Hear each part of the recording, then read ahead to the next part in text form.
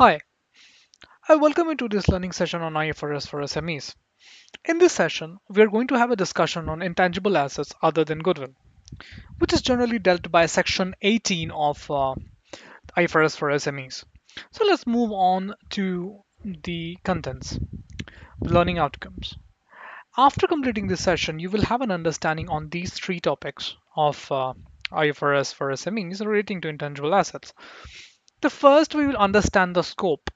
Scope provides the limitations or the boundaries within which Section 18 operates. Second, we will have a discussion on intangible assets definition. What do you mean by intangible assets? And the third, we will discuss about the recognition criteria when we're going to recognize intangible assets.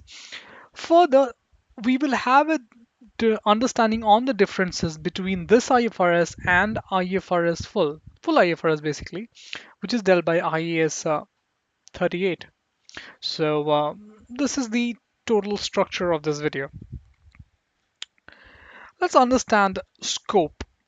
Now, scope provides the boundary as discussed within which this section of IFRS for SME operates. So now let's go through the text of the IFRS for SMEs. This section is applicable to all intangible assets other than goodwill and intangible assets held for sale in the ordinary course of business. So basically what I feel is like sale in the ordinary course of business. It's more of an kind of an inventory than dealing with this specific section. And goodwill is specifically excluded from this section, and it is dealt separately and specifically by the section of business combination. So all intangible assets other than these are excluded.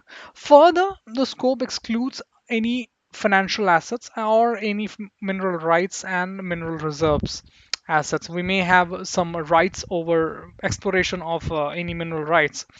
So these are also excluded. So the mainly one have to know that goodwill and any intangible asset that are held for sale in the ordinary course of business, these are specifically excluded from Section 18 of IFRS for SMEs. Now let's understand the definition of intangible assets. So there is no major difference between this section and the full IFRS for SMEs. There is no major differences. So basically, I'll just run through the definition. I believe you've already gone through IAS 38. So an intangible asset is an identifiable, first of all, a non-monetary asset, not a financial asset, without physical substance. We know this thing. And identifiability generally means that it is separable, and it is separable, which means it is capable of being sold separately.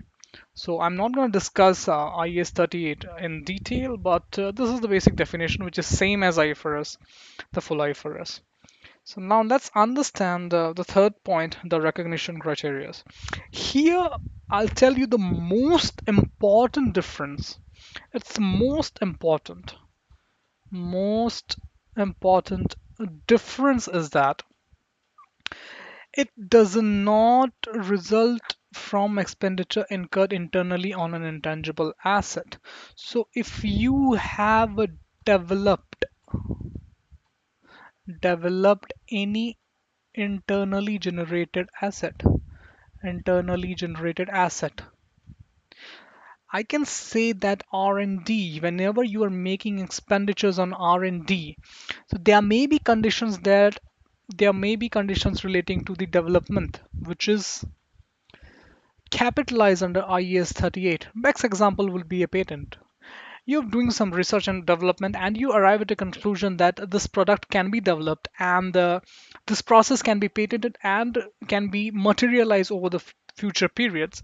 Then in such a case, one organization can recognize this as an asset in the financial statement and capitalize all the cost that has been incurred during the development phase. But under IFRS for SMEs, there is no capitalization for any intangible asset that is internally generated, which means the best example I can give it to you right now would be a patent. Which means that suppose this is the entire phase of research and development. Here it is a research, which means we are just finding out whether it's capable or not, and all the expenses here under the full IFRS are expensed. When development phase begins, all the expenditure incurred here are capitalized. When certain indicators here we need to check, after that we need to capitalize. But here in this IFRS for SMEs, all the expenditures, there is no development phase. It should be expensed. So this is the major difference between the between the IFRS for SMEs and the IFRS, the full IFRS. I hope you like this video. If you have any queries, any sort of suggestions, just post on the comment section. I would try to address them as soon as possible. Thanks a lot. Thanks a lot.